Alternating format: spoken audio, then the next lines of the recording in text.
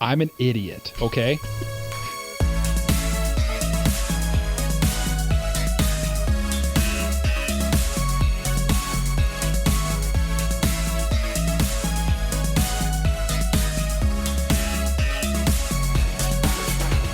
Mari Krombu Weebs, my name is Cole, his name is Mike, his name is Jay. We like anime, and this is episode 88 of the Anime Protagonist Podcast. And on this week's episode, we thought it was time to come back to an old friend, an old section that we've seemed to have forgotten about, but it's time to bring it back. And you'll see that section when we get to it. We're also reviewing a manga, which is colloquially known as All You Need Is Kill. Not formally known? No. Informally, it's known as this. Formally, it's known as Edge of Tomorrow. Informally, it's also known as Live, Die, Repeat. Live, Die, Repeat. It's just kind of a bad... no, we'll talk about that later. That's not even a title. That's the tagline that people misread. That's the tagline, but he wanted it. He wanted that to be the title of the movie. We'll talk about that after. Talk about it later. We'll talk about that later, because there was a Hollywood movie of this manga. But before we get into any of that, I wanted to discuss something with my two bestest buddies in the whole wide world. Oh, do you want me to get them? Are we gonna get them? Yeah. Can you? Do you mind if I bring them in here? Okay. Yeah. No. Okay. So there's been this news story that's been kind of blowing up on the internet and just in the world in general, and I wanted to discuss this. I'll open the floor to everybody. Okay. This is very important, earth-shattering, and for once, I'm not being hyperbolic. Mm-hmm. Aliens are real. What about them? They're real? Apparently. Yeah, holy moly is right. So a little backstory before we just kind of give our opinions on these. Yeah. There is, I mean, everybody's heard the story at this point, I'm sure. I talked about it with my dad, so I feel like everybody has heard this story. There is a whistleblower in the United States of America. Well, no, he's a whistleblower, like officially. He's gone through the proper channels. He's a plant. And he worked for... he's actually an alien. He's actually an alien. He worked for like U.S. intelligence, and he is saying that the United States of America allegedly is in possession of non-human origin technology, and that they've been back engineering it for years. And yeah, isn't that crazy? I mean, I've always been into this stuff. Like I was just going to say, Cole, like I notice in your new backdrop, you don't have, just at the very top behind the Gundam there is the X-Files I Want to Believe poster. I thought it wasn't there for a second. It's up there, baby. This is deep lore on Cole, the alien fascination. Yeah, so. Cole like famously adores everything extraterrestrial. I can talk today. Holy crap. That's why I'm friends with Jay. Yeah. Because Cole's an alien. Yeah. Yes. Yeah. Because Jay and I communicate through telepathic means. Yeah. Yeah. So here's the thing, though. Despite me being like a nutcase about UFOs and conspiracy theories and stuff. You actually, if listeners want to know, you've actually spoken on the air about your conspiracy theories before. Oh, I love conspiracy theories. I don't necessarily believe them. And that brings me to this point. I'm hesitant to believe this whole thing. Yeah, I kind of got this. I got the same vibe from it, honestly. Jay, have you been watching it at all? Or I guess it's kind of dying down now. But... I haven't really kept up with like everything that's been going on, but like I've heard about it, and like to me it's less like I don't believe it, and more like, it's not really changing my life, which is fascinating in and of itself, because it's like aliens exist. I get to go to work tomorrow, so whatever. Get to. Yes. which is funny, because like that only further shows how realistic that manga that we read was, where like aliens were taking over and people were just like going about their day. Yeah, you gotta still go to work. Yeah, you gotta pay your bills. Yeah. Aliens not paying my bills. They're not subscribed to my OnlyFans. Yeah, and it's or our Patreon. Thank you to our patrons. Patreon. Yeah, but even better. The thing that I'm hesitant about is the whole you guys have probably never seen it, but there's this movie. It's called Mirage Men, and it's about I've definitely never seen that. It's about this guy called Richard Doty, and the conspiracy theory people out there are like, oh my God, Cole's talking about Richard Doty. Richard Doty, my hero. No, nobody's hero. He worked hero. for I don't remember which department. Let's say the Air Force. And his job was to go around to ufologists, people who study UFOs, and tell them, hey, you're onto something. And he'd make them think that they're like onto the alien thing to steer them away from the actual like alien stuff. No, like secret military tech and stuff like that. So part of me is like, is this like a false flag type thing? Is this just kind of steering us away? And people are like, well, he's under oath for the government, blah blah blah. Like, yeah, but what if they're all in on it? If you listen closely to what he's saying, though, I don't believe like the trial, quote unquote, that the Senate that he's talking in front of is like necessarily in on it or anything. They're just, you got to remember, they're normal people too. Someone comes in front of them and he's like, I work for the military. I have evidence that there's aliens. People are like, obviously like, holy crap, that's crazy. I want to hear this. But the part I'm skeptical about is he never once says they weren't from Earth, which is, I feel like something you would say. You know what I mean? Like if I came to you and said, listen, I can't talk details, but I have evidence that there is a being not from this Earth. That's all I need to say. And you'd be like, what is going on? That's crazy. But all he said is non-human life forms, which could be like literally like a chihuahua flying a drone for all but that would be crazy. Yeah. That would also be crazy. That would be pretty crazy. Even if it's like a non-human thing and there's like another race of sentient life forms that live underwater, like, yeah, that'd be crazy. That's basically alien. You just reminded me of I don't know the I don't know the actual percent, but like there's a large percent of the ocean that we haven't explored or anything. So like, who knows? Maybe Atlantis is real. Well, maybe I saw that's where Jay's from. Yeah, he's an Atlantean. That's why he's got some flippers.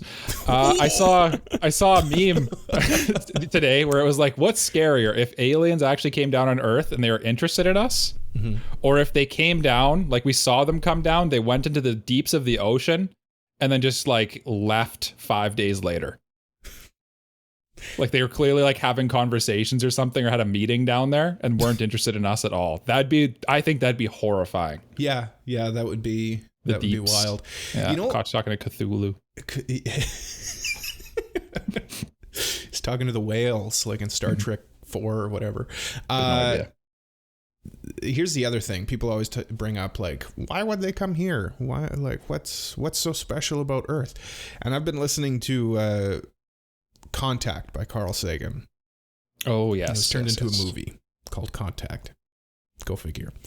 And in the movie, they kind of talk about how, well, if life is abundant in the universe, maybe we're rare because we're so young in our evolutionary like line. Progress.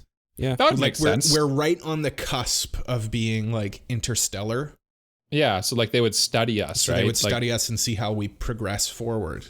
What if we're like basically a science experiment from some aliens, and they're like, hey, let's see how a civilization forms and like how long it takes them to get to space. Yeah.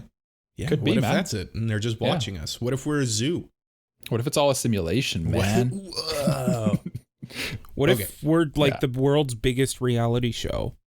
And like, aren't we though? Every kind of like are, honestly. or I guess the universe's biggest reality show, where like every species is a different is from a different planet, and they put them all together on Earth to they're all casting to cast at us to see how various life forms would interact with each other. And we're just blowing everything up. Yeah, like South Park. Humans are just like burning the stage. They're just watching. They're like, no, what are you doing? Stop. Let's make our own reality TV shows. Yeah. About us. Best alien movies. What's the best alien movie? I feel like we have to talk movies. Yeah. When you talk aliens, there's so many good movies. I personally am partial to Signs for whatever reason. I think it's just nostalgia. I love Signs. But I think it handles the alien thing pretty well too. And the cool thing about Signs is it's such a small story. It's just about a family. Yeah. And like Mel Gibson, like not a cool dude. Not a fan. Yeah. Not a fan of him personally, but he is so good in that movie. He's so good. And Joaquin Phoenix, of course, too. Yeah. Yeah, that movie. I love Signs. And the first time you see it and you see that alien walking across the spoilers for Signs, even though it's been out for 25 years. Yeah, no one's talked about this movie. But yeah. That scared me so much as a kid, and it's awesome. I haven't seen Signs, so I guess I'll have to watch it. It's worth a watch, honestly. It's good. It's old, but it's good. Yeah, I believe that. Scary. Well, it's not that scary. It's just like a couple things are scary, and it's like I didn't realize this as a child too, but it's like heavily religious. But yeah, it is. Yeah. It's a Christian morality tale. Yeah, it's all about belief. Mel Gibson. Do you believe that the signs are put there by God? That's what it's all about. There are no coincidences. You know there's aliens? I mentioned this when we were hanging out yesterday, but I love Men in Black as an alien movie. How did I forget about Men in Black? Men in Black is probably one of my favorite comedy movies. Like the generation before me, like they love Ghostbusters, right? That's all they talk about. Ghostbusters, funniest movie ever. That's Men in Black for me. It's so witty. It's so good. Will Smith is like at the top of his like. That's like the peak of his career. Yeah, that was peak Will Smith for sure. That and another alien movie, Independence Day. Yeah, Welcome to Earth. Great movies, lots of fun. This one's gonna be like from out of left field, but Lilo and Stitch is a good alien movie. Oh yeah. Okay. You know what's crazy? I saw the other day too. Lilo and Stitch. Canonically, Stitch moved away from, like, he left the family and moved to Japan. Yeah. And has actually been with his Japanese family longer than he was with them. Because like Lilo and Stitch is super popular in Japan, so they had to do like their own thing. I read that recently too. I can't remember where I don't remember where I saw it either. But I know Jeff Thu did a video on it. I think that was it. Is that maybe what it is? Yeah. His Mother's Basement. Shout out Mother's Basement. Yeah, he needs it. I mean, I'm partial to Alien. I love Alien. I feel like I haven't seen enough of the Alien movies, but I've seen all of the Alien versus Predator and Prometheus. Prometheus is a good Alien movie too. Prometheus is pretty good. But it's like more of a sci-fi. It's weird. Like sci-fi like that doesn't almost count as like an Alien movie to me. Doesn't. Yeah. I mean, Alien is like, they always say it's a slasher movie with an alien in it. And it is. So it's good. Close Encounters of the Third Kind is classic Spielberg. I'm trying to think of like anime with aliens in it. It's not very common, eh? Like, it's really not. Mass Effect for some reason comes to mind. That's not an anime. That's a game, but it's great. Like lots of like cool alien races in that, and like I don't know. It's just a really cool. I mean, and, if we're just talking about cool alien races, Star Wars has some cool aliens. Oh, how do we not talk Star Wars? Knights of Sidonia. I don't know anything about that one, honestly, Cole. That's your baby. Check it out sometime. Anime with aliens in it. I mean, like people are screaming at their iPhones right now listening to us. Like, what about I can't. I mean, there's that one episode of Mob Psycho 100 with aliens. Oh yeah. Forgot about that. Yeah, I mean, I'm always Dragon Ball Z. Dragon Ball Z, yeah. I'm always of the opinion that Evangelion is like the angels are kind of aliens. Yeah, they kind of are. Again, if they dive into that Signs evangelical territory a little bit, but you know what I just realized is actually a great alien anime? I'm looking at a list here. I quickly Googled anime with aliens, and Fooly Cooly. I don't think either of you have seen it. I've seen Fooly Cooly. Have you? Okay. Yeah, only the first That's actually series, a great alien flick, I would say. Yeah. Short comes down from space, does some cool stuff, and then the other one would be Parasite is a cool alien anime. Oh yeah, Parasite. Yeah. You know what? It reminds me of The Thing. I've never watched The Thing. Why is Melancholy with Haruhi Suzumiya on this list? Is that an alien show? There's an alien in it. There's an alien. Is there? Oh, okay. Yep. That's Okay, interesting. And a time I actually did not traveler know and that. Yeah, and a esper. god. And a god. What? Yeah. I need to watch Haruhi at some point here, apparently. Oh, Urusei Yatsura, too. Oh. Yeah. Duh. Oh, there you go, Yeah. Lum. Yeah. Yeah. Wait, Lum's not human? No, she has horns. Oh, yeah. I thought those were just horrible growths coming out of her head. Like the Elephant Man. Gintama, great alien. Yeah, I'm just gonna trust you that it has aliens in it because it probably has. It's like the Literally, Simpsons. It has literally everything the in first shot of the show is like spaceships flying overhead in Edo. Mm-hmm. it. Okay. Space Patrol Luluco. Oh, aliens in it. Yeah. The manga we reviewed, Dead Demons. Oh, Mhm. yeah. Yep. Destruction. Yep. Mm-hmm. Yeah. Aliens. Are they real? Aren't they real? Let Who us know. cares? We gotta go Yeah. to work tomorrow. Talk to us in the Discord about aliens for sure. Mm-hmm. Yeah, no, actually, talk to me in the Discord about aliens. I want to. I want Yeah, to. I think talk. Bunny's a fan of Bunny in our Discord mod is I think also a fan of space and aliens. So we'll see. Bunny, I know you're listening. You listen to everything. Now, listen to this. I'm listening. Did you have it in preview, Cole? No, I have it on live. Which one are you trying to play? The next segment. Our forgotten segment. Oh, it's not working for me either. Great. I'll put it in post. Live from Anipro Studios, the news. I think that's long enough. Okay. I It don't works now. I don't know what's going on. It's the news. Yeah. Welcome back. What am I going to do with this? I don't know. Riverside, fix this, please. Yeah, please help me. Why don't we start with my first story, because I feel like it's one that only I'm excited for, and maybe some listeners out there. But hey, gentlemen, Kyoto Animation announced that season 3 of Sound Euphonium is coming next year in the spring. Oh boy. April. I'm looking forward to that, Cole. Okay, good. Mike, you seriously have to watch Sound Euphonium. And It's really good. Okay, both of you, pitch it to me in one sentence. Tons of girls in a high school band. Okay, so K-On! I haven't watched K-On! either. But like it's more like an orchestral band. But like Okay. less cutesy and more like dramatic. So like Bocchi the Rock, but with a trombone? Yeah. Bocchi the Bone? A show about people overcoming adversity to become very good at something. Playing the trombone. Playing the euphonium. Oh, okay. Yeah. Okay, yeah. Actually, It's this KyoAni, might so obviously be it looks a good. good review now because of this news story. It's kind of timely. Yeah. Some point before next April, right? Yeah. Mm-hmm. Sound Euphonium is one of my favorite anime. I actually prefer it to the other KyoAni big show about music in K-On! Violet Evergarden? Oh, No, okay. K-On! You know what? It might be my favorite KyoAni show. I just Okay. love it. I Yeah. love It is really good. this show. This series in general. Season 1, Season 2, the movies is good. Mhm. And I have nothing but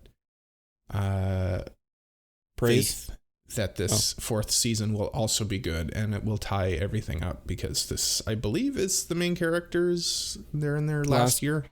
I think so too, yeah. So In this the article you linked, it does say the anime will adapt Kumiko's third year in high school. 9. So yeah. I don't know how know. Japanese school works. I to don't be know honest with you. either. So we had 4 Third years year in would high be school, right? grade 12. Because Okay. Like final year. Yeah. It's like middle school first through third year, and then high school first through third year. Oh, okay. Oh, okay. Okay. Okay. All right. That checks out because I'm remembering now in Kaguya-sama their third years and they're going off to college. So yeah, Yeah. that checks out. Well, I'm excited for it.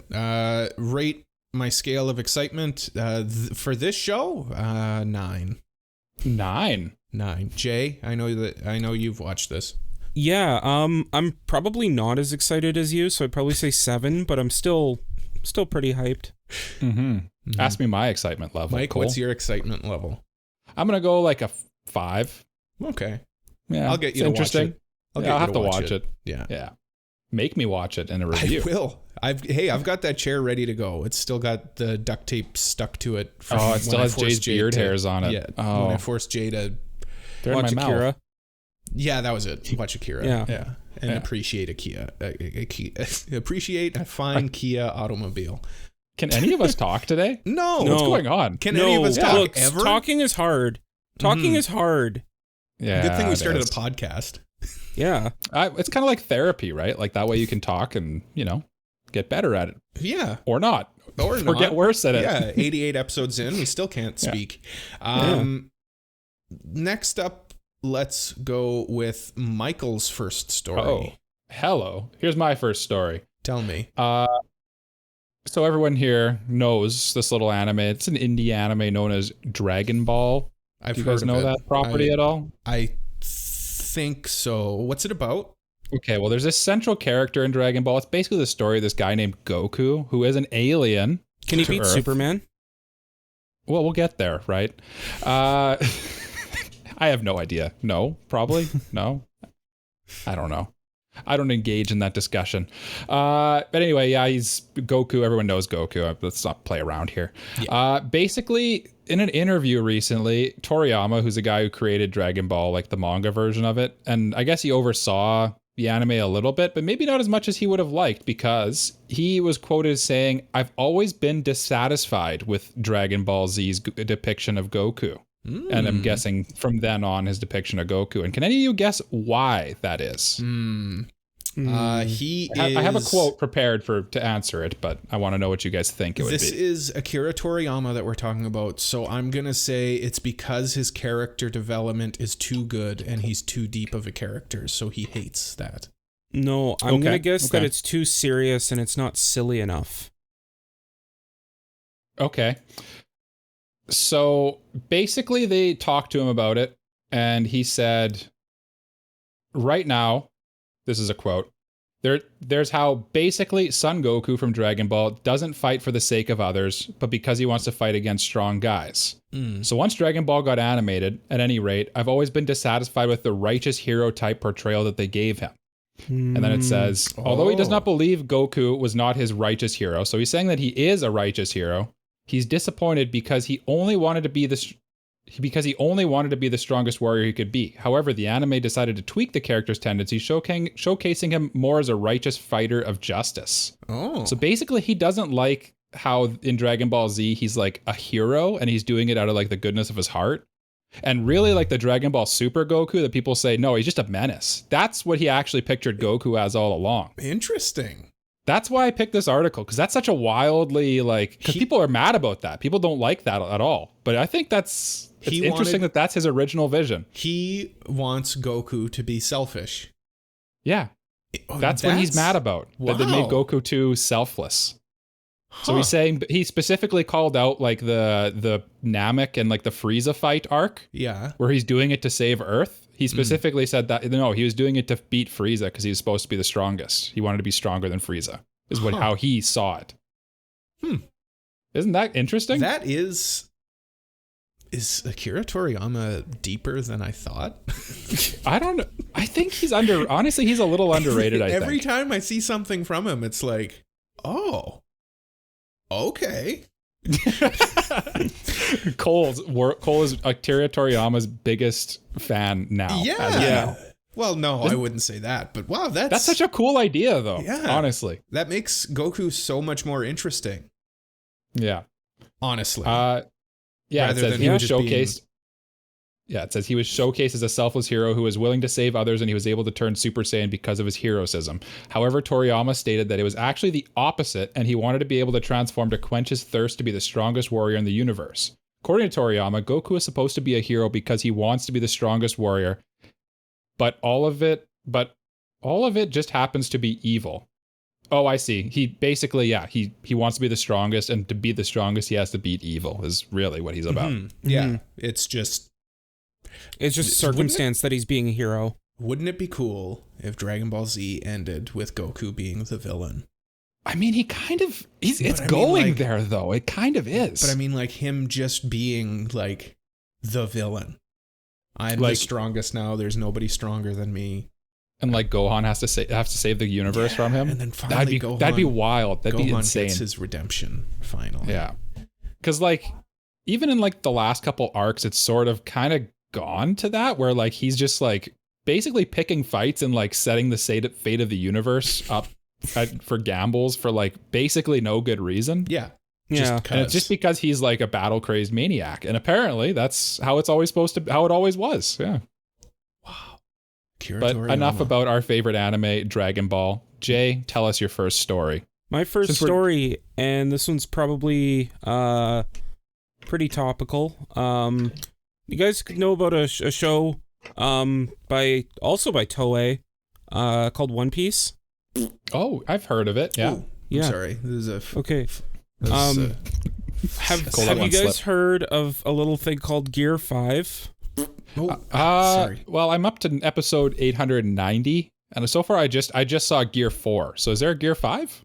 Apparently it was so popular that it broke the internet. Whoa. There was a record-breaking number of outages reported in the last 24 hours of the episode being out on Crunchyroll, and then like a lot of people on Twitter were also reporting that Some of the other sites that I'm not going to list the less were- reputable sites. were The sites that were might crashing too. lend you a pair of handcuffs. Yeah. Yeah. The sites that Luffy would probably enjoy. Yes, he would frequent because he is a pirate. We're talking about piracy sites. Yeah. I don't know what. Just Just so that everybody is, just so that we're clear. We're talking about sites just- that you go to pirate Yeah, shows off of. which, like, I mean, probably not surprising to many because, like, you know, it was something that was hyped up for quite a while. Yeah, I honestly thought it had happened. It happened in the manga a while ago. Mm-hmm. Just the way that people talked about it, I just assumed that like he went Gear 5 in the anime months ago. He's gone Gear 5 in the manga, so I guess a lot of manga readers are just like know what happens. Mm-hmm. Yeah. The anime is like a half a year behind the manga, so it kind of checks out that I would say Yeah. it's like 20-ish episodes behind. It's insane the 26 pace chapters. that they put this show out at. That's Yeah. nuts. Anyway, Yeah. I totally get why people were so hyped for it. Like, I watched clips of it and it looks really good. We know. We were Yeah, there, we were there. when this happened, and Jay was like, we were talking to him, and then he just stopped talking to us and started watching Gear 5 clips on his phone. And then Cole was like, what is that racket coming from your phone? Cole's literally like there's literally Looney Tunes noises coming. There was a literal boing sound. It's great. That's why One Piece is the best. That's Gear 5 though. Like it is awesome. I will say when I got home I watched the full episode. And the full episode was a little disappointing because it's anime One Piece. Yeah.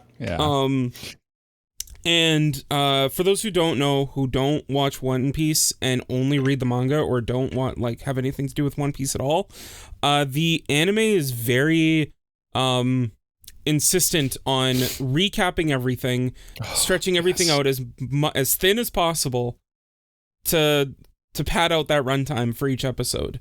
Didn't they just also reintroduce EDs to it as well? Yeah, they just put in So now- an ED.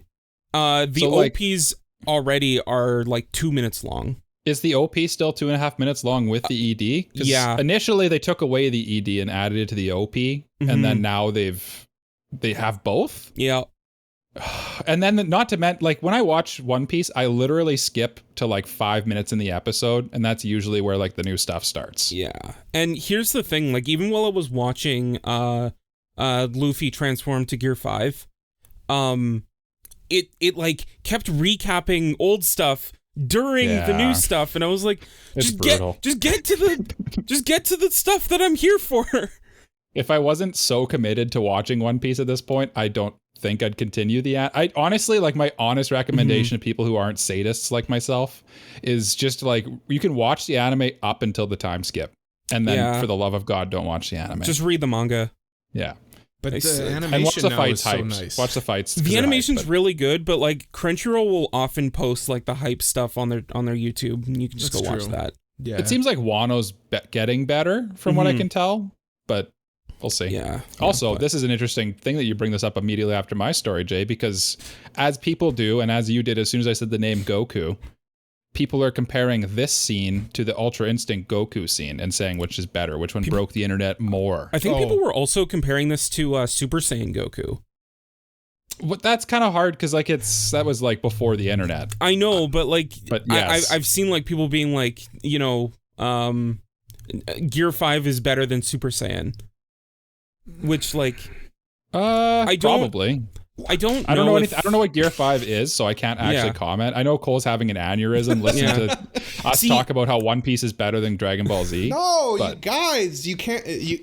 You can't compare. You can't compare Gear 5 to Super Saiyan. I welcome the comparison between Gear 5 and Ultra Instinct. Because I think that's closer. Like, Super Saiyan, when Goku goes Super Saiyan for the first time in Dragon Ball Z, that is like a moment in media history, not just anime. Mm-hmm. Cole, what? I just quickly Googled what year did Goku go Super Saiyan. Mm-hmm. Goku went Super Saiyan in June 1991. Yeah. He predates him going Super Saiyan predates me. Yeah. Now, the Ultra Instinct thing, I'm still going to side with Ultra Instinct because, I mean, people were betting on, like, who would win between Goku and Jiren. Mm-hmm. Like, anything related to Dragon Ball transcends anime because it's universally popular. One Piece is huge in the anime community, but if you go walking down the street and say, hey, you show them a picture of Goku and Luffy, they'll be like, oh, that's the guy from Dragon Ball Z. I think One Piece, that's some weird looking cartoon guy with a toilet mouth. I think One Piece at this point has kind of like semi-filled the gap that Dragon Ball has left since it's not on the air anymore. Mm-hmm. But I don't think it has the same... It doesn't attract... I feel like I'm being kind of like classist here, but it doesn't attract the normies in the same way because it's more of a commitment. No, that's what I mean. Yeah. Yeah. Whereas Dragon Ball Z, you really kind of don't have to know anything. You just have to know Goku's strong. He beats up that guy. Yeah. You know? Yeah, I think with Dragon Ball Z, you can really just like watch it at any point, and they're like you don't really need to know the story. Yeah. Not really. Exactly. Yeah. That it just has more universal. There isn't one. I know. It's like it's basically just a bunch of fights linked together. It's good though. Exactly. I do enjoy a little bit of Dragon Ball here and there. Mike, do you enjoy your Nintendo console? I do enjoy my Nintendo console. Would you like to hear a cool news story about the Nintendo console, Nintendo Switch? Wow, you have a news story about Nintendo? I do. And also involves Sony at the end. Do we need to play the Game Corner music? Yeah, why not? Let's see if it works. If it works, yes. To the Game Corner.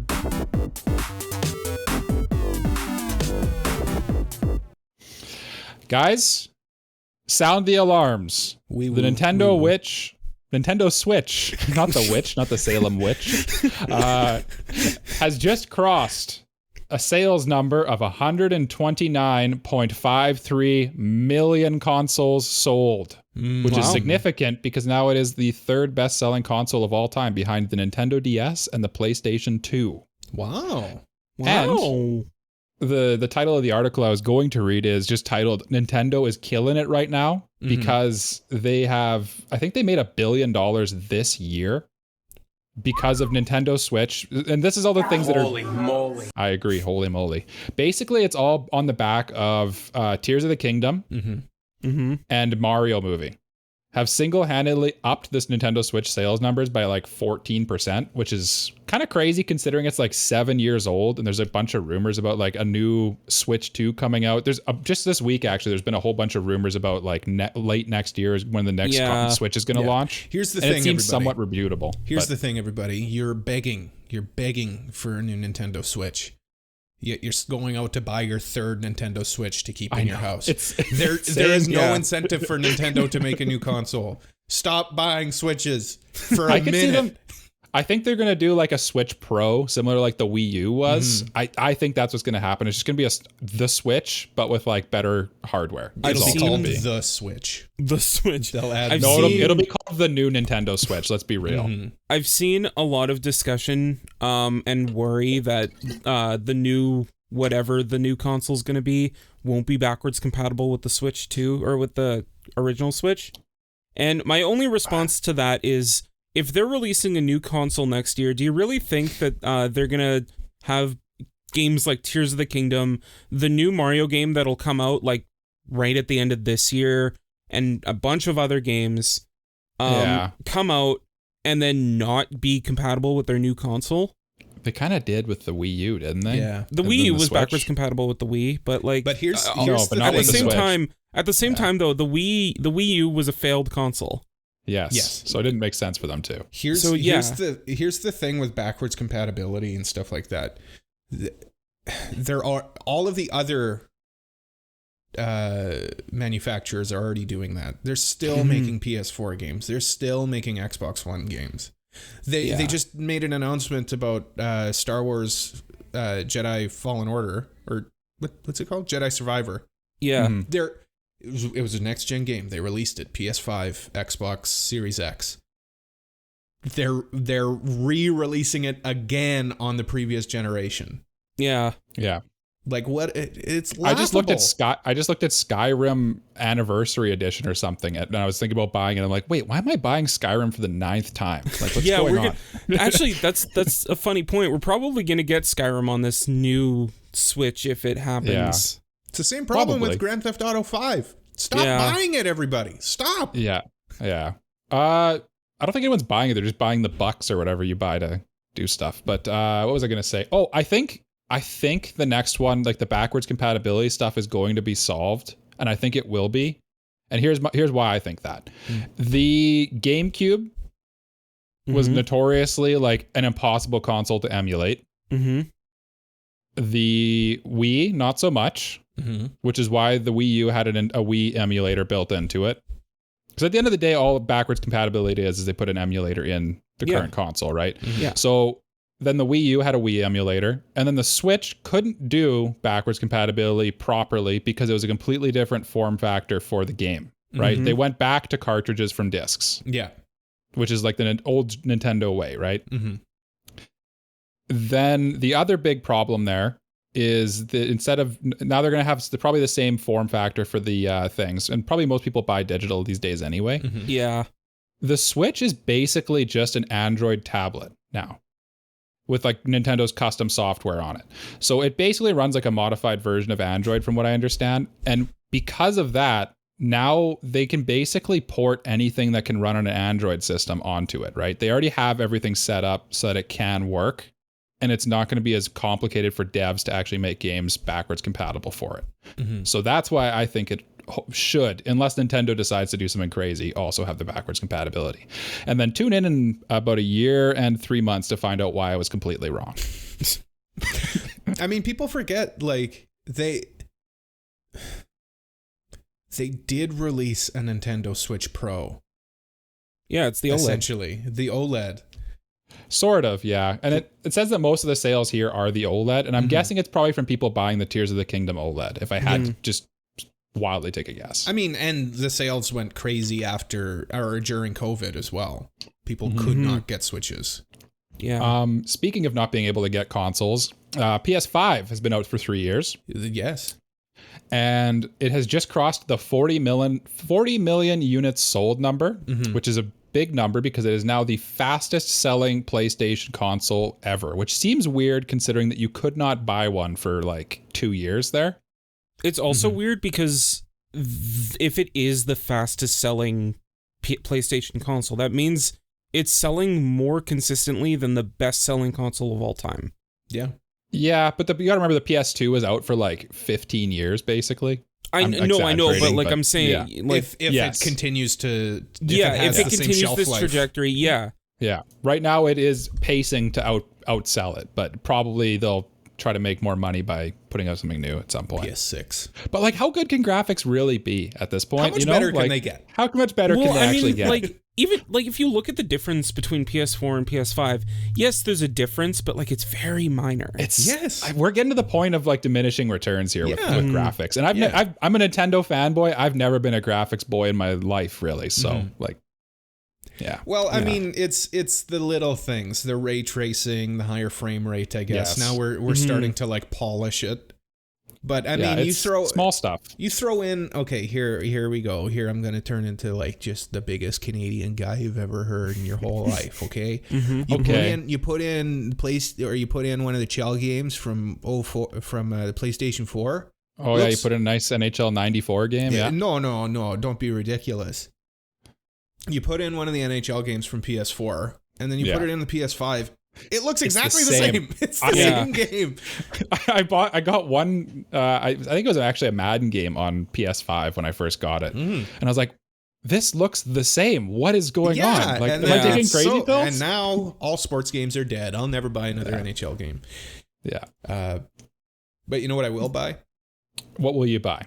Tickets to a movie that HIDIVE is screening. HIDIVE is getting in to the movie screening business, and they are doing it with The Tunnel to Summer, The Exit of Goodbye. I know nothing about the movie. The reason I picked this story was... Keep going. Oh, okay. Like, just the reason... Oh, Jay's going to grab the manga. Manga? Jay's going to grab the light novel and or manga. The reason I picked grab a this banana was and use it as a because I love the novel. I thought it would be... Oh, okay. I've seen this one before. I thought it was interesting that HIDIVE is now releasing movies. It's not just Crunchyroll. And I think it's great, honestly. Like it. Yes. I'm here for it. I am here for it. Let them make money, because I just read something the other day about how Yuri on Ice is probably not going to ever get that movie because it didn't make enough money for MAPPA. Yeah. And like, honestly, like get your money, man. Get it however you can. And HIDIVE, I support them because they're like the underdog in the anime streaming industry, I guess, versus basically Sony, who has Crunchyroll, which absorbed Funimation like a giant amoeba. Right. And it's great that HIDIVE's getting into this. And it seems, can you guys tell me if this is going to be a good movie? I guess Jay would know because I love it. I think it's going to be good if it's adapted properly. Like, that's good. Like, it'll translate well to like a movie, you think? Oh yeah. The novel is more of like a novel than a light novel, so like it has more meat to delve into. Yeah. Nice. So, and I also the author's style of writing, so the art looks like vaguely like Suzume too, which is kind of interesting to me.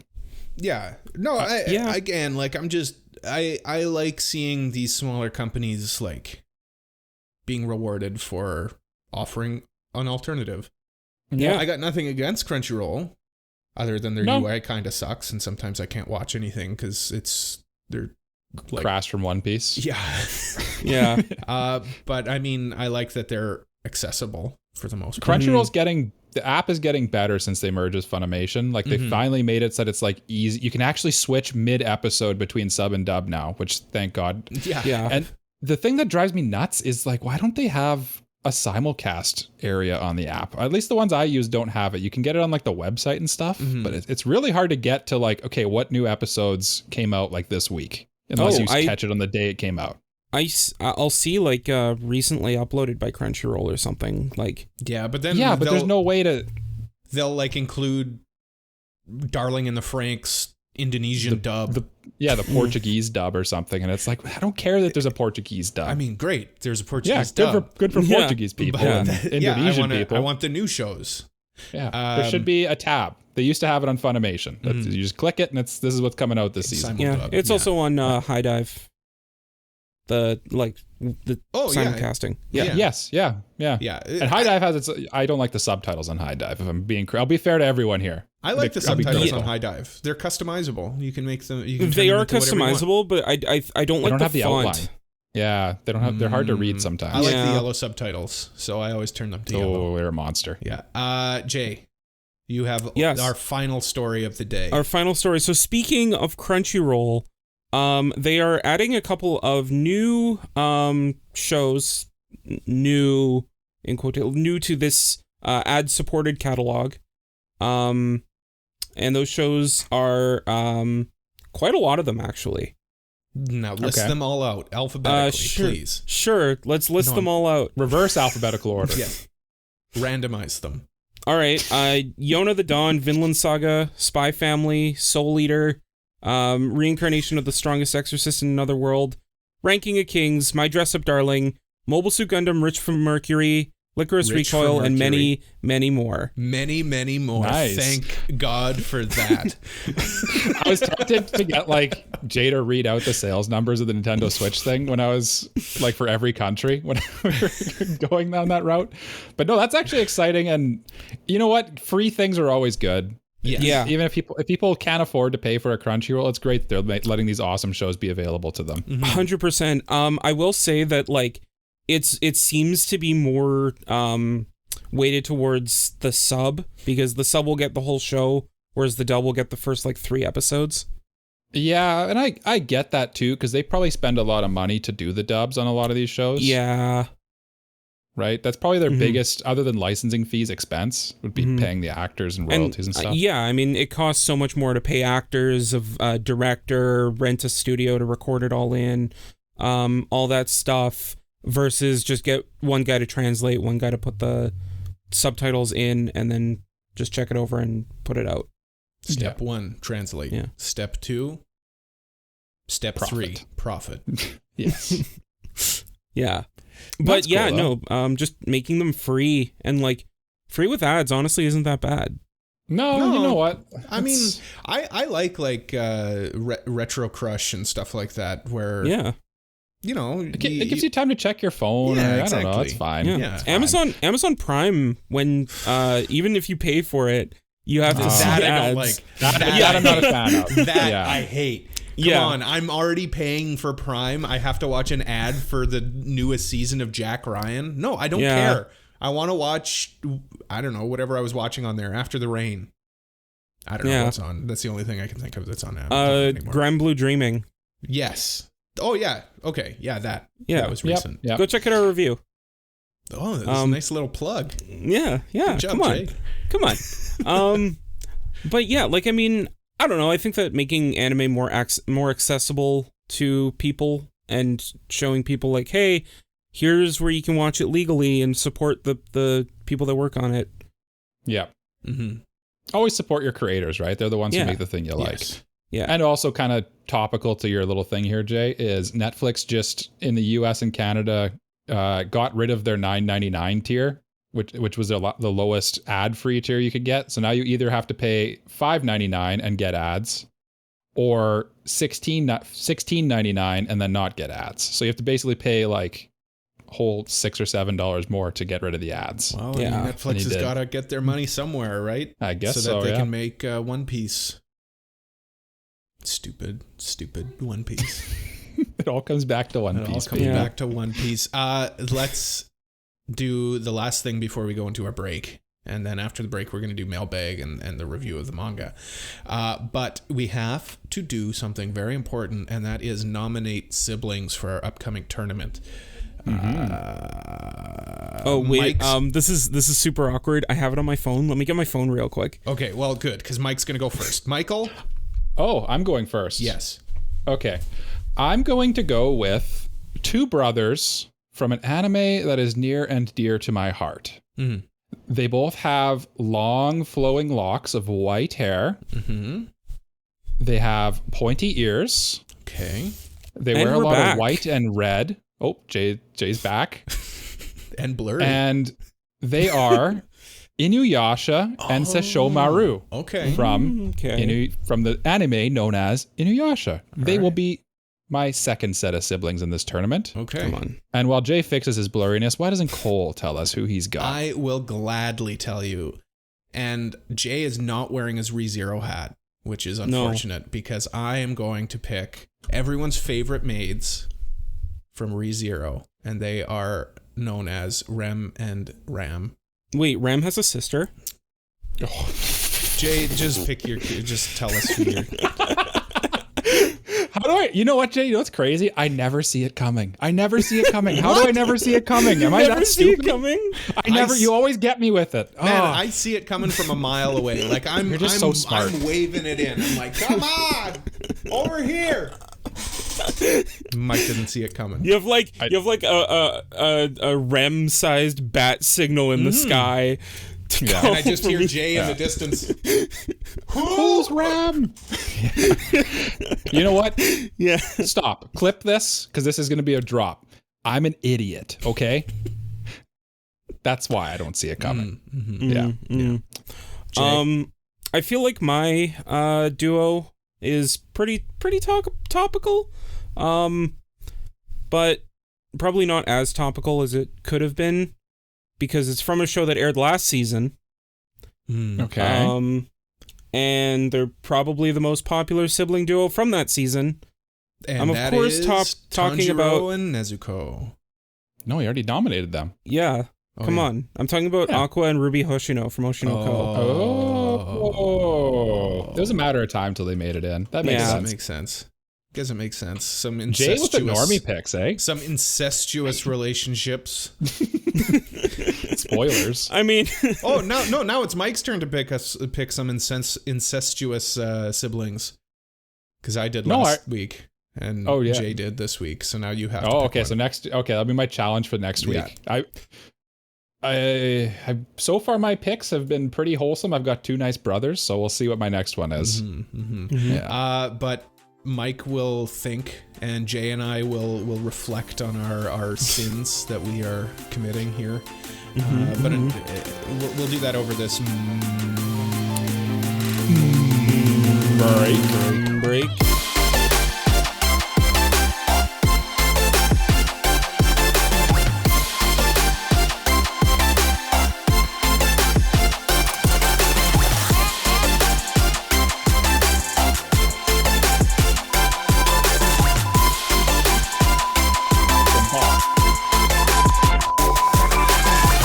Welcome back to the Anime Protagonist Podcast.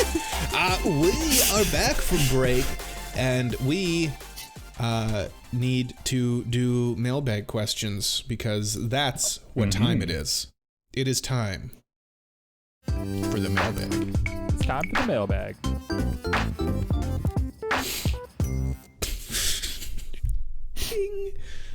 Mike, I hope you put like a little star right where you... I always do in the program I used to do the YouTube videos. The transition out of that one is always a little star. It always like, you know how like the Looney Tunes circle closes on the screen? It's like that, but a star. Can you add some like goofy sound effects to it too?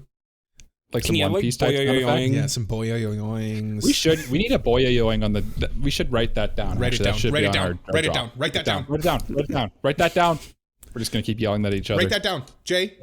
Well, you both edit the podcast, so you're both gonna hear this back. What, you think I listen to this while I'm editing? Not a chance. Do you think I listen to this drivel? Oh yeah, fair. I I have will, a priority Patreon priority mailbag.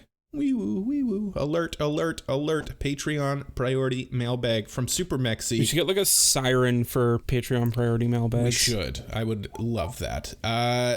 We've got a question here, and that question reads thusly. What was your most memorable anime binge? So, what show Ooh. do you think of immediately when I say binge?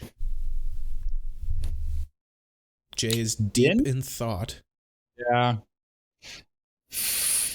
Most memorable. I feel like One Piece is just like I've only ever consumed it binge style. Mm-hmm. I'll watch like within a week like 50 episodes, and then I'll kind of put it on pause for a minute while I like recover. Mm-hmm.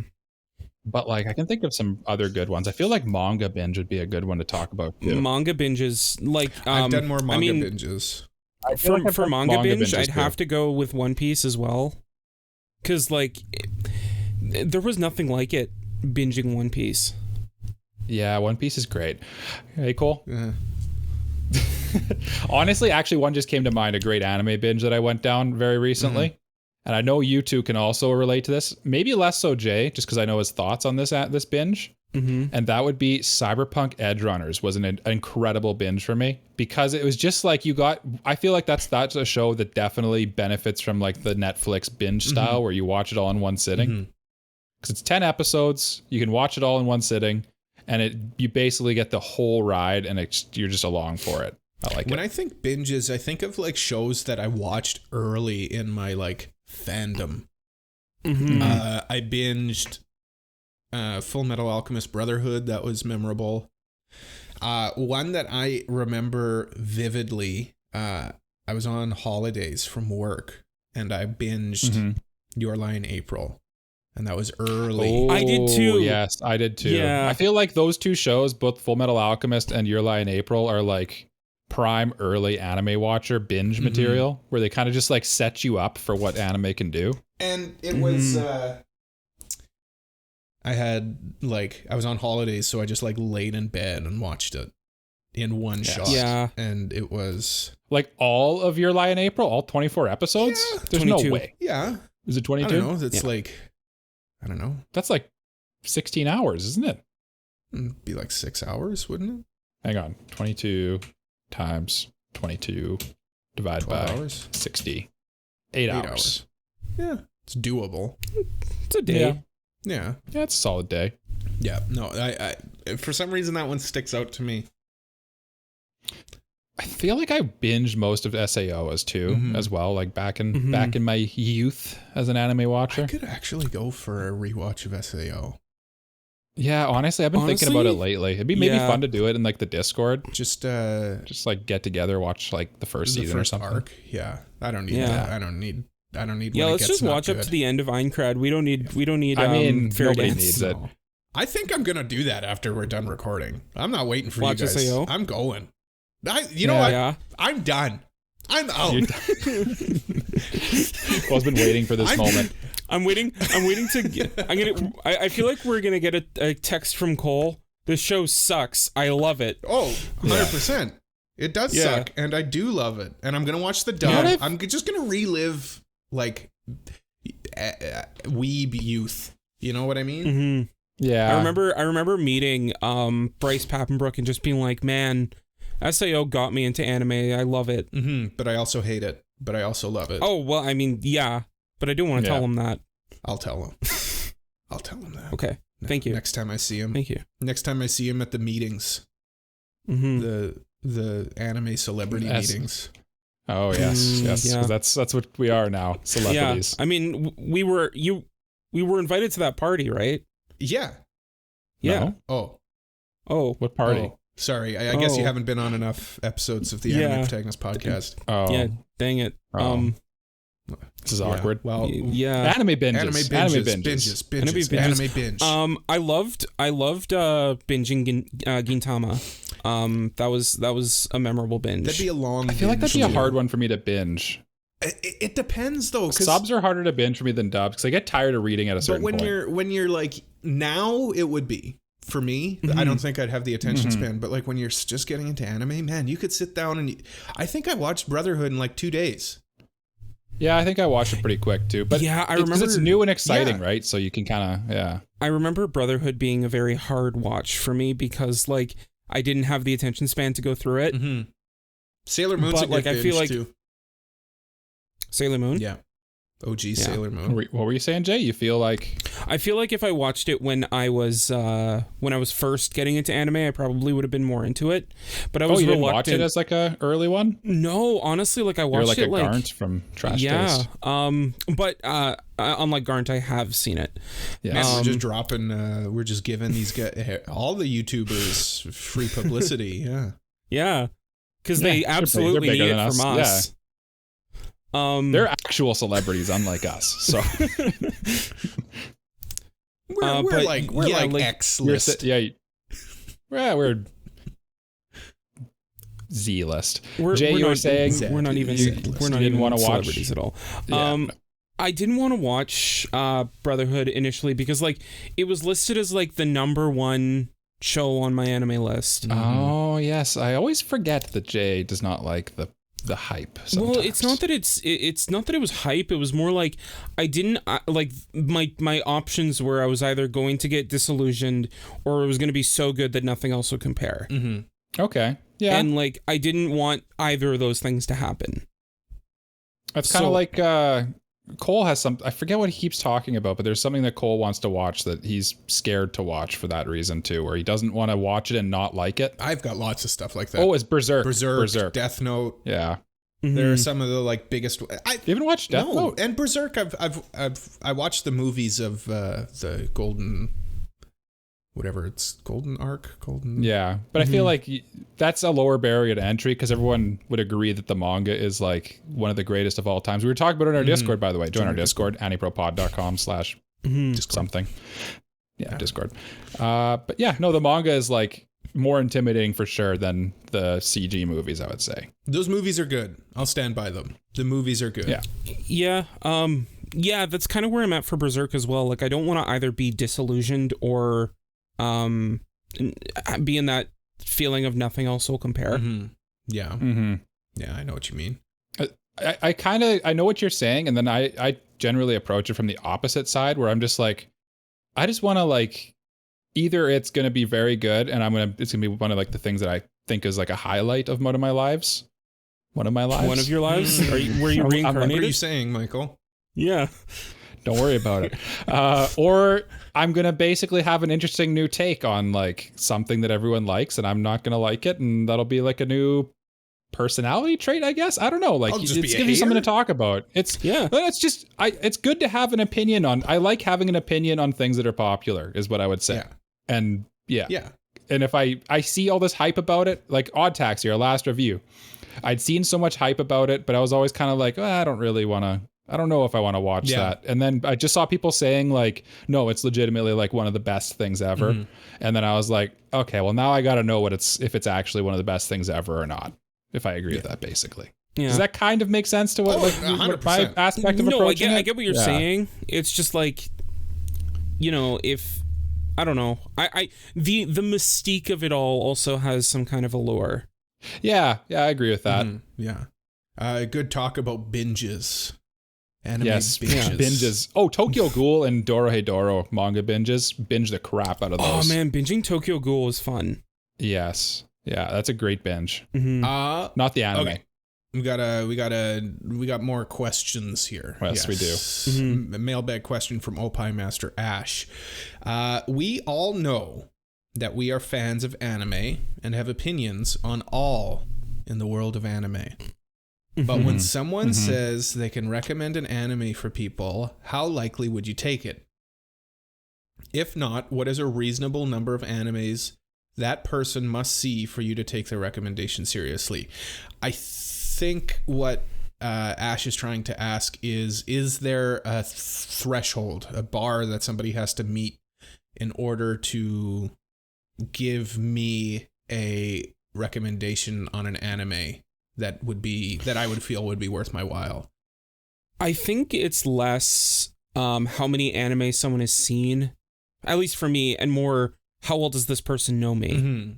Yeah, and I think that's probably how I would approach it too. Yeah, I don't want to like gatekeep and say you need to watch 200 anime, 30 anime before I listen to your recommendation, because I mean everybody takes in all kinds of media all the time. And here's movies, music, TV shows. here's another thing. Like, what if someone's like, I've seen one anime, but it's Berserk, and I think you'll like it. Yeah, like good. Yeah, I've seen one anime, and it's Guilty Crown. I think you'll like it, Jay. Yeah. I mean, 10 out of 10. Yeah. 10 out of 10. 10 out of 10. Go check out our review. There is something to this, though. I know we just argued the opposite, but I will say that like I sometimes have people recommend things to me and I know that they're like still in like the I just got out of watching Naruto for the first time and that's all I've ever watched phase. Yeah. And then they'll watch like Black Summoner or something and be like, oh, it's really good, you got to watch it. And I'm like, oh yeah, cool, I'll think about it, and then I'm not going to watch it. There's no way. I don't know if it's a number of anime. I think what would be more appropriate would be, are they still in that phase where everything is 10 out of 10? Good. Yeah. And I don't think which is why I kind of want to with number of anime. I think that comes more with time. I think so too. A little more seasoning on them, but like you got to hear everyone out at the same time. But if you're still like basically just watching Naruto, then I'm less likely to incline. Here's the thing, like that's kind of why I get the like if you know me, because like I'd be more prone to being like, explain it to me, tell me about it, why do you like it so much, and like then we can get to talking about it, why they like it, and whether or not that fits my feeling. And like if I don't, then I'll just be like, I'm glad you love it. Probably not gonna watch it. Maybe I will. Yeah. Maybe I won't. Yeah, I think ultimately that's what it comes down to. Do you jive with that person, and do you trust their recommendations on other things, not just anime? Yeah, and I mean, like, I don't think everything can universally be recommended to everyone. No, right? Like, I'd say nothing can be, actually. Yeah, like, I mean, there's some things that that will more than likely hit with a lot more people. Mm-hmm. But everybody is we're all an island. Like everybody's an island. Like we're all different. We all have our different tastes in media and in art and in things like that. So like, I think that, you know, it really depends on the relationship, on knowing what that other person likes and what you like. Yeah, and that's kind of like. That's why, like, Full Metal Alchemist, the highest rated anime, right? We can all agree it's one of the greatest anime. It's good. It's very good. It's very good. But okay, I didn't realize Jay had negative takes on it. But I anyway, just dislike it. It's just like I think it's a little bit overhyped, but yeah. Yes, it's very good. And even an anime that is universally thought of as at least very good is not a 10 out of 10 on any site. Like there's nothing that's rated a 10 out of 10 on any site, because there's always going to be someone who doesn't like it as much. Yeah. Even just look at the three of us. That's why I like the dynamic we have, because we have a good like mix of opinions here on everything, and mix of tastes that pretty much guaranteed one of us will kind of like something, one of us won't like it, and one of us will like it. It's pretty much usually how it runs down. And now, Cole, why do you never watch what me and Jay recommend to you? Well, going back to the whole last topic of discussion, I'm an elitist. Just don't trust. And I think, and no, you're better than us. Sorry, I know that I have superior taste to you guys, and when you guys offer me something, I can't be bothered to watch your plebeian. Except for when I offered Bocchi the Rock to you and you loved it. You didn't offer it to me. You showed me the trailer for the show. The show wasn't even out yet. Yeah, but you haven't even finished it. No, but that doesn't mean I didn't recommend it to you. I would have found it on my own.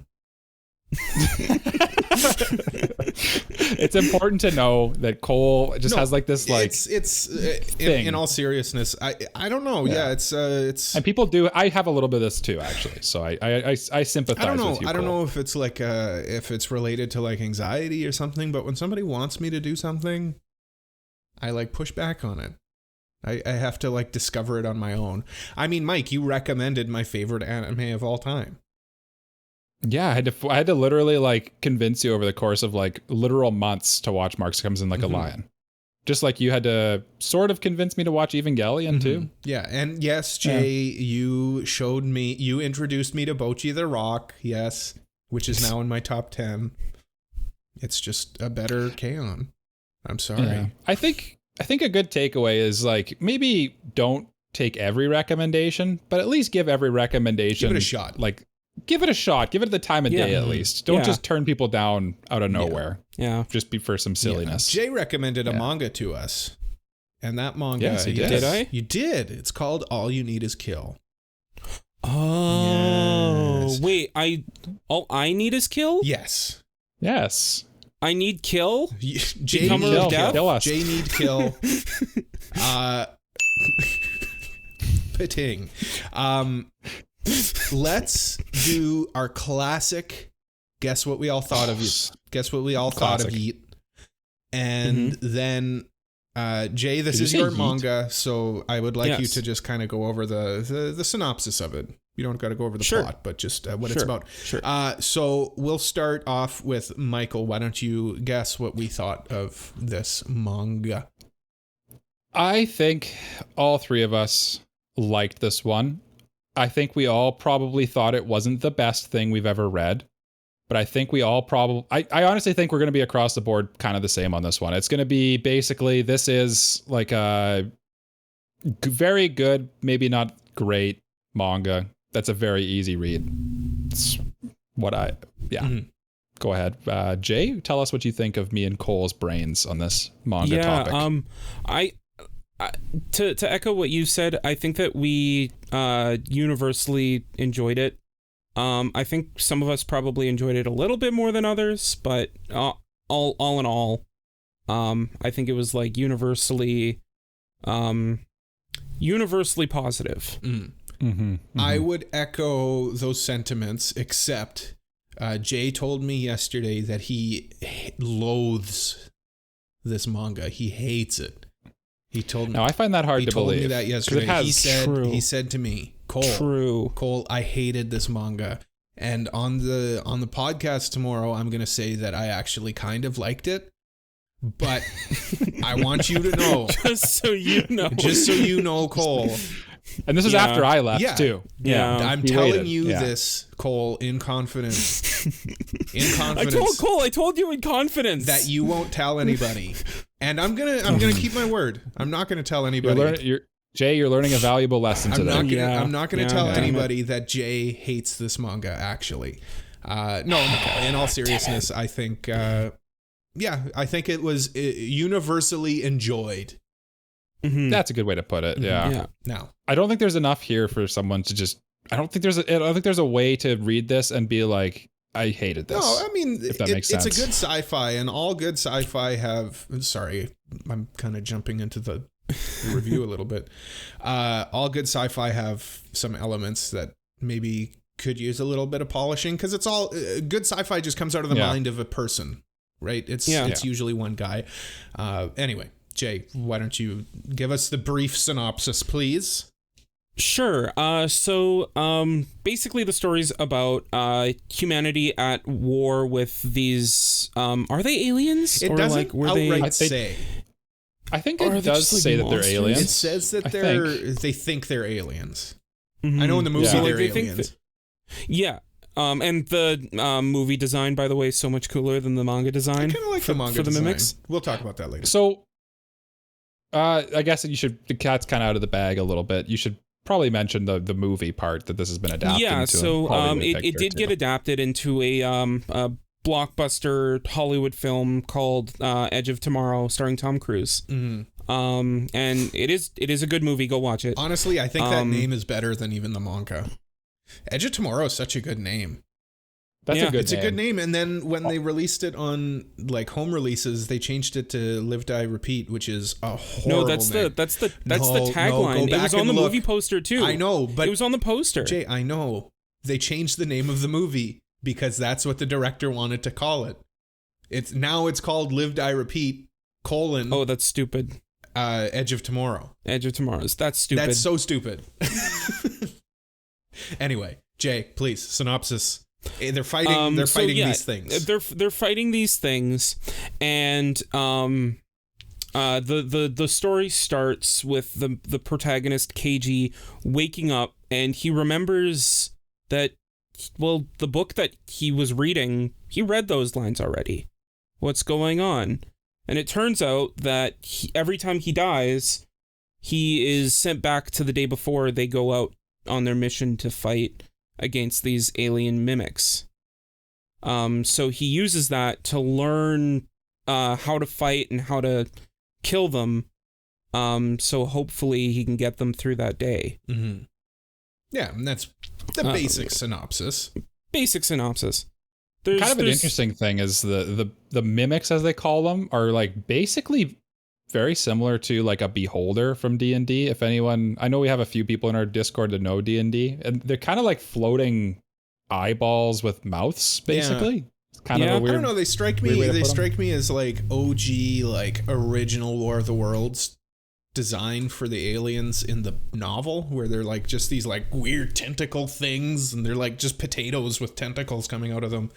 But these ones are a little more, I don't know, I like their design. Like, it's very cool. Alien. I do like their design. I don't know why though. I prefer the movie design. I don't know, like the movie design is a bit more animalistic, right? Yeah. Whereas I like this design because they're like sea urchins with mouths. They're so. They also weird. have like very, very tough shells, so they're hard to kill. Which I think is really cool. But yeah. How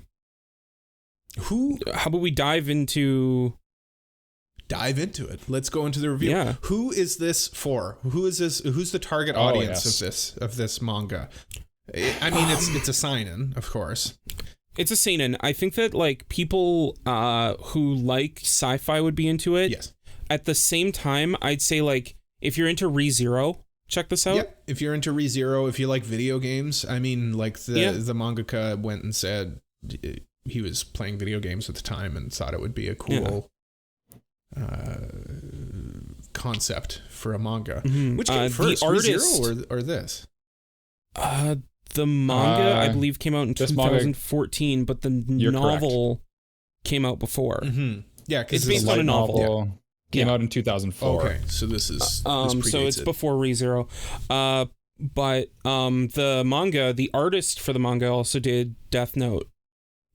By the way, yeah, the art in this is really you can kind of see that. Yeah, the art is neat. It's very stylistic and very like interesting to look at, which is why I think like if you like Death Note and you like kind of like that like touch of edge onto your anime or manga, I think it's up to your alley for sure. I mean, and the design, like the mechanical design in it is good. I really like the mechs in this, where they're like like the bodysuits that they use. Yeah, kind of in between like exoskeletons and mechs. Like they're oversized and they're in the shell, but like they're still big.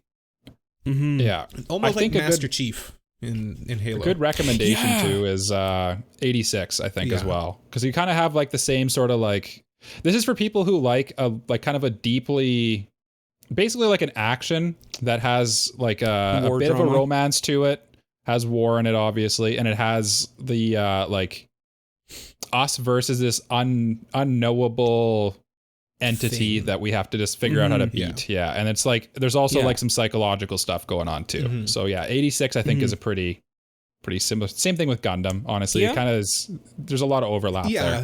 One of the downsides of it is, and I think it's just a result of the story that it's telling, the same thing keeps happening over and over again, and that's just a result of what the story is. How the story is, but you feel like you're just getting the same thing just keeps happening. I think, and it really plays well in the fact that it's a short, it's a single volume. Yeah.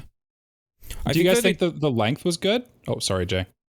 To answer your question before I get into what I was going to say, I don't think that it could have really been longer, but I think that like the way it was written, it wrote itself kind of into a corner. That made it a bit problematic. Yeah. Yes and no would be my answer. I like the length, but I feel like the end could have used a bit more time. The ending. Yeah. And we're not, just for people who, I guess we didn't say this at the beginning, we're not going to be delving into too deep of spoilers, but I guess like the first couple things, like you can't really talk about it without saying anything, right? But I also feel like did there need to be a romance in this story? And I don't really think so.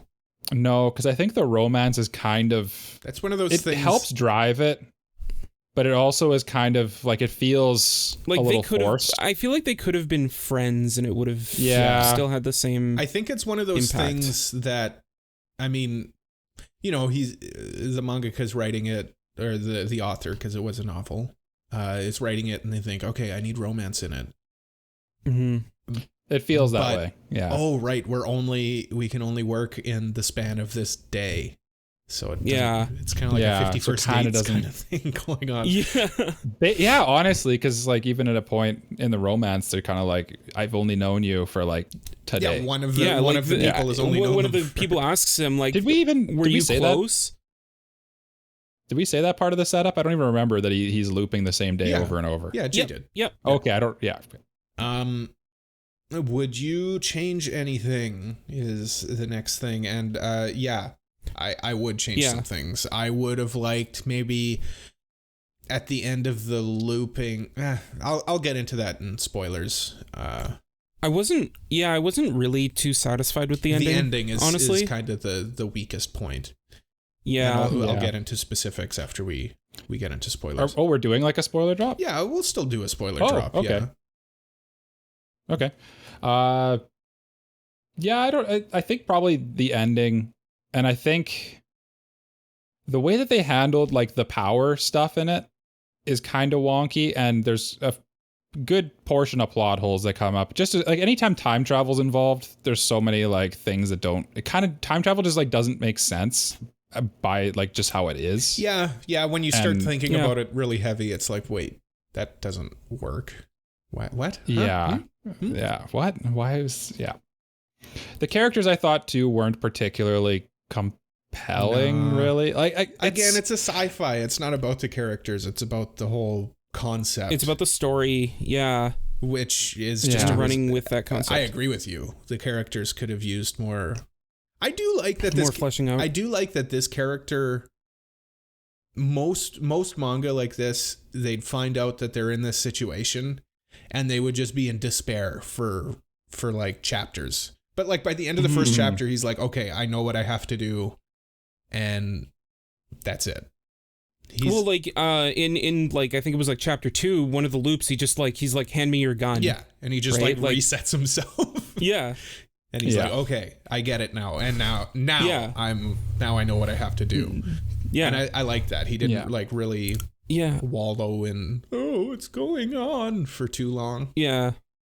I also liked kind of like how he like figured out how to fight them and was like, well, like don't want to fight with bullets because if I run out of bullets then that becomes a problem. So how are we going to fix that? Mm-hmm. It takes him a while to figure that out too, but it's an interesting conclusion to come to, right? Mm-hmm. Yeah. Just like he's slowly trying to think out like how do I become the most efficient killing machine? Mm-hmm. Mm-hmm. And I thought that was interesting. Maybe not fleshed out as well as it could have been, but interesting nonetheless. Yeah. Yeah.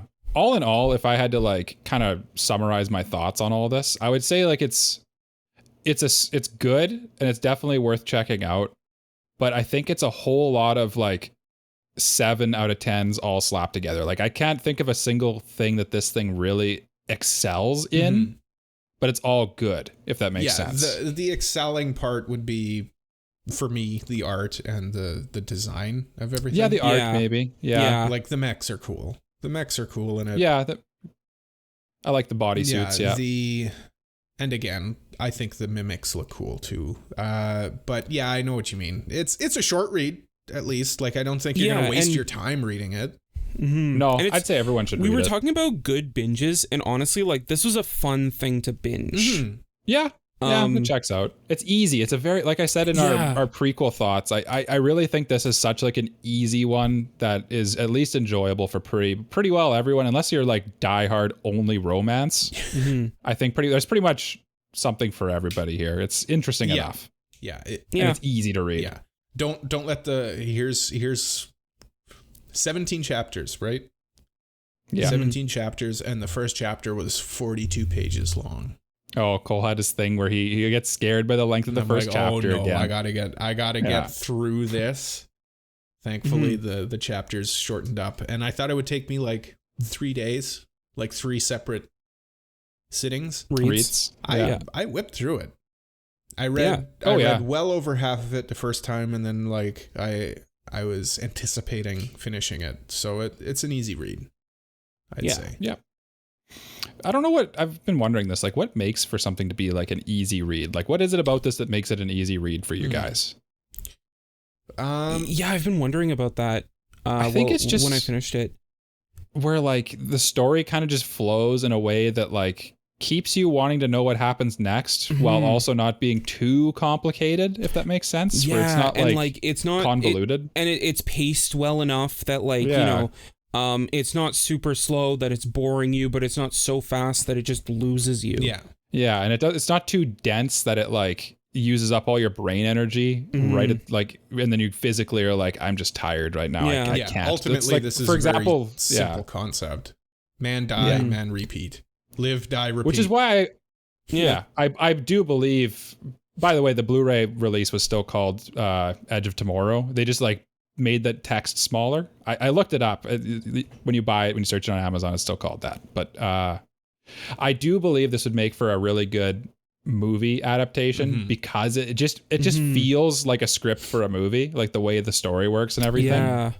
I have, since you guys started talking about it, looked up what the beholders, or what are they called? The mimics look like in the movie, and I'm on Cole's side of this one. I like the manga version a lot better, where they're like very clearly like just beholders from space. Whereas it looks like the movie version is just like a big like another mech type thing, alien looking mech.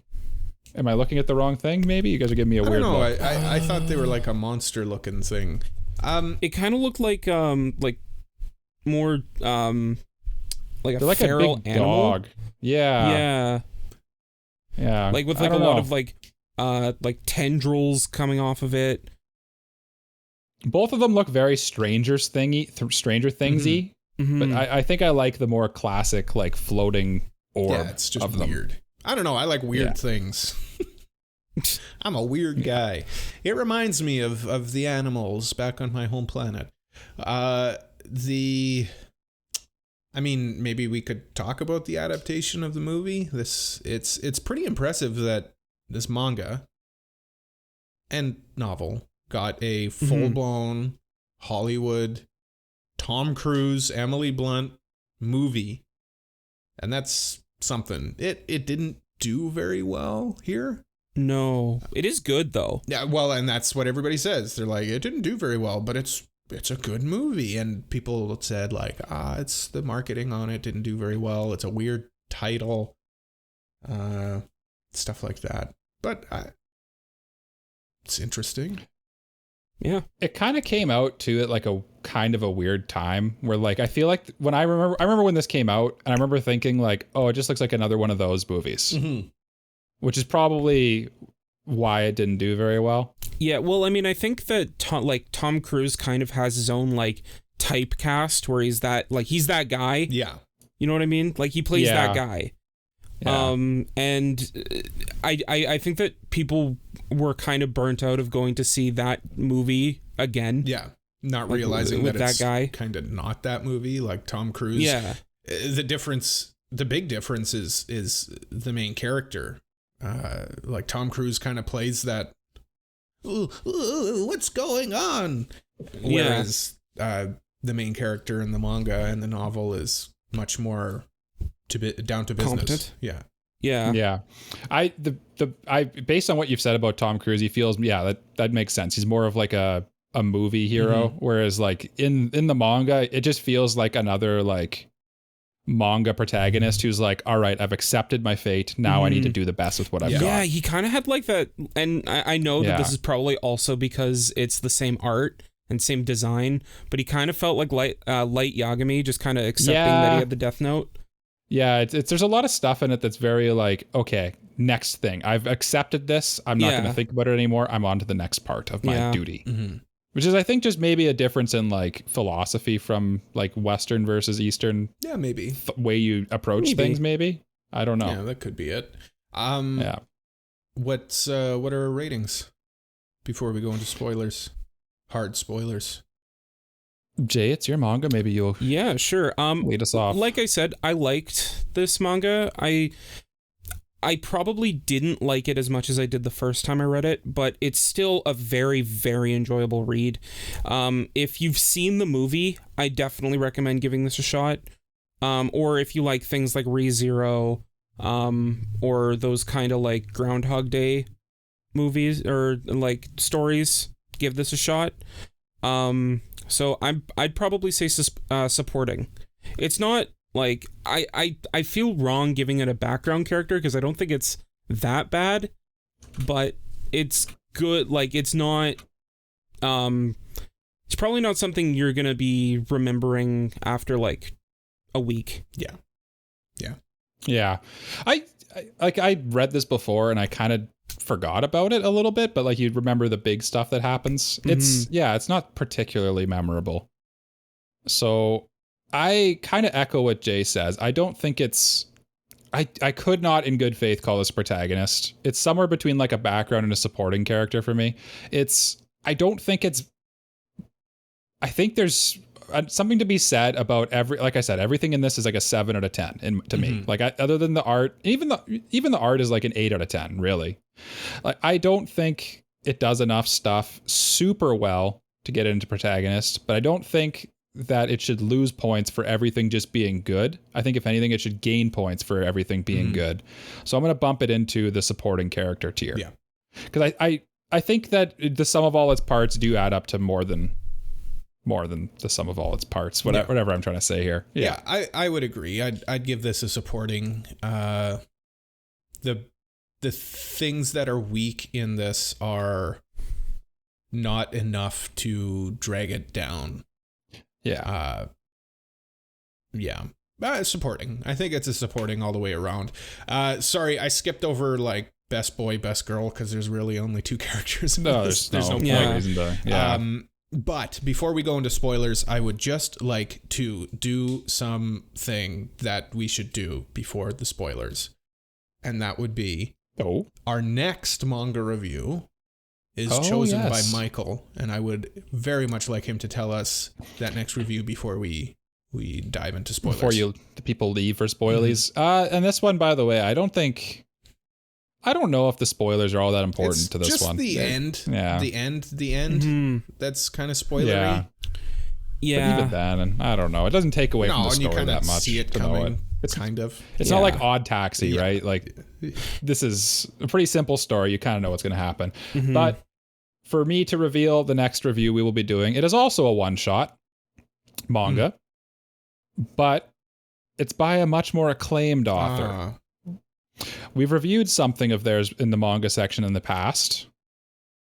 And the one we will be reviewing next is a one-shot entitled Sayonara Eri, or Goodbye Eri by Tatsuki Fujimoto. That is my next choice. I thought the last review we did of Fujimoto's was very good, and he does a good job of like making things that are very interesting to read and like make you think a little bit. Listen, hot take. Tatsuki Fujimoto's pretty good at doing manga. Pretty good at writing manga. All right, so we'll do that. So, yes. Goodbye, Eri will be our next manga review. So read it. It's your homework for next time. Now, spoilies. Please hit the drop. Someone. No. Oh, okay, I can do it. Here. Speaking of ReZero. For spoilers. The ending could use some more time. Yeah. I would have liked maybe, okay, at the end, we find out that only one of them can live. There can be only one survivor. Yeah. Because through the whole thing, the main girl was also able to reset before. And the only way that the cycle... So she was looping before he was. The only way the cycle could end is if one of them died. Because they talk about how they are able to loop because they basically become antennas for these things. And you can't, the only way you can actually end the cycle is by killing all the antennas other than yourself. Yes. So only one of them could die. I would have liked that final battle to turn into like maybe another chapter or two where they're kind of it felt kind of where one's kind of on the run from the other. And I just like, it was just like, we're fighting. We fight for a bit and then you're dead. Yeah. Yeah, and the way it was kind of handled was like just suddenly she's fighting him, and then he realizes. Yeah, it's just See, the thing not very that satisfying. bothered me was like he killed her, and then like he got to live on, and then they still had to fight against the mimics. Like none of this really mattered in the grand scheme of things. Yeah. Like if it was like, you know, this was the one thing that after one of them died, the war was done, the humans got to live on because all the mimics were gone or whatever. Yeah. Then it would be like, okay, this actually matters. And I think that's how it was in the movie. Is like, yeah, there's like a penultimate battle. The battle is the end. Yeah. But they don't battle each other in the movie. Yes. They don't. It's not a plot point in the movie. They changed the end. Yeah. Yeah. Oh, because when you guys told me that they're making a sequel movie or something like that, I was like, how? Yeah. Like, well, it's because nobody dies in the movie. Yeah. That checks out. The one thing that I really bothered me in this too, and I don't think it was really addressed, I could be wrong, but so she was looping for a long time before him, and then he starts looping. And what I didn't really get is why is she staying still while he's looping? Like, how does that interpret into her world? Do you know what I mean? Like, how does that timeline even make sense where he keeps going back in time, but she doesn't? And then somehow the monsters, the mimics, are able to remember, but she doesn't. It all just kind of doesn't make sense when you really think too much about it. And maybe you're not supposed to think that much about it. Yeah, you kind of have but I can't help it. Yeah, you kind of have to like suspend that disbelief a little bit. I don't know. Yeah. There's a theory in my head that this is all a Jacob's Ladder situation, and it's just the death throes of his dying. Like it's just the throes of his dying brain. he's actually dying, but he's just thinking that he's repeating it. You know what I mean? Yeah. Maybe. I mean, I honestly, don't think that's a genuine theory, but no. Yeah. The way I think this manga actually, at first I would have said it as the right length, but I'm kind of, the more I talk about it, I think it could have benefited from maybe even like an entire another volume, honestly, like 4 or 5 more chapters. I honestly think about it now, and I think it would have benefited. I would have liked a couple more chapters. And maybe they get like an extra day together. You know what I mean? Like they maybe win this battle, and then the final battle where he has to kill her happens the next battle or something. I think that might have done a little better for me. Yeah, I think if like it had more time to develop their relationship. Yeah, and I mean it's even weird, like they spend the night together, but they like don't. I don't know. Like he wakes up in her room fully clothed, but she's half naked. Yeah, like I wonder like if the novel tells you more. I don't know. Maybe. Yeah. Maybe it's worse. I am interested in reading the novel. Yeah, because of that. I'm surprised you haven't, Jay. Actually, this feels like one that you would have read. Yeah, don't drink moldy coffee, everybody. Too. Don't drink moldy coffee. Yeah, that's just bad idea. Good advice. Yeah. I also thought that like, her crying at him being like the tea that like they drink green tea, whatever. Like it comes free. Whatever it was he said, like, why did she cry at that? She asked him that in a previous loop. Because she was planning to that ask was her somebody. test. Yeah. It was a plan, and she would only know the questions, so if somebody came up and said, like, answered the question before she even asked it to somebody, then that would mean that he also died and looped. So yeah, it was like there was that thing where Stephen Hawking held like a tea party for time travelers. Yeah. And no one showed up because time travel is not real, unfortunately. Well, but like it was that her version of Stephen Hawking's tea party. Yeah, she would always ask these weird questions to see if anybody would answer it. And like, to the story's credit, they set everything up well. Yeah. Like she asked the questions because that's what her mentor did, who I think was questionably a looper too. Yeah, I kind of got that vibe a little bit. I got that vibe, but like at the same time, it wouldn't make sense because then. Well, no, because he died. But so maybe. But does it like start a new timeline for him? Like does he like, you know, because timelines they split, right?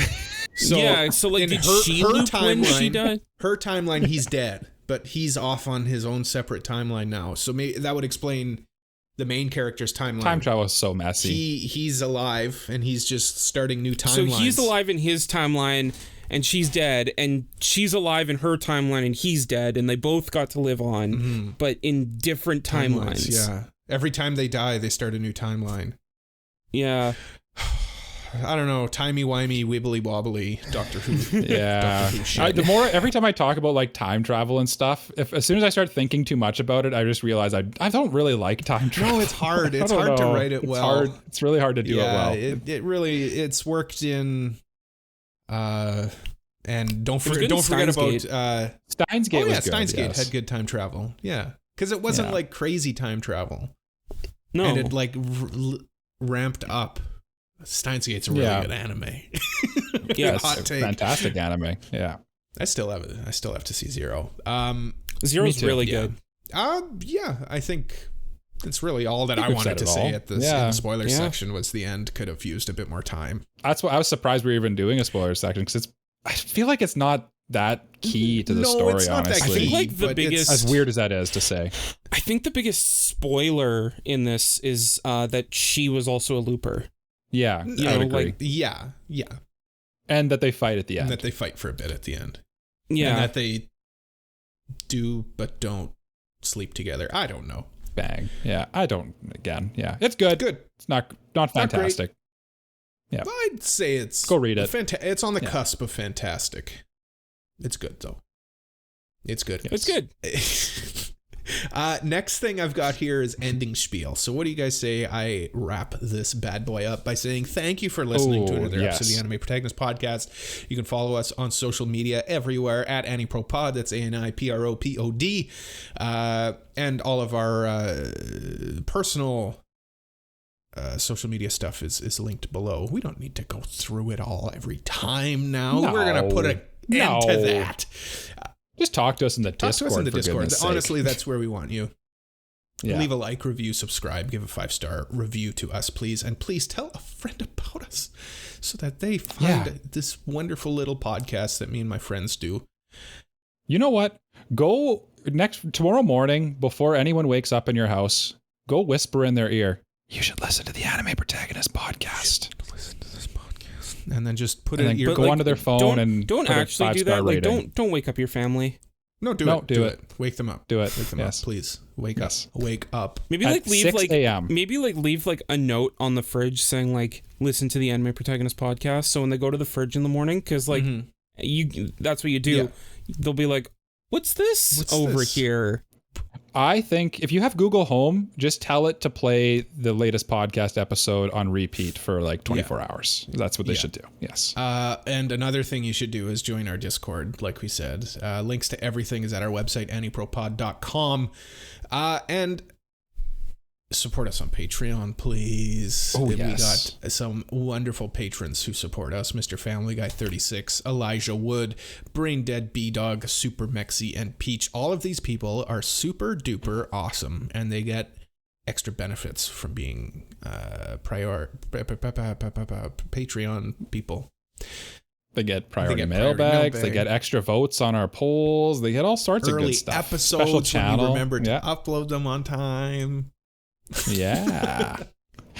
And I just before we say our famous catchphrase at the end, I just want to remind everybody of our upcoming reviews.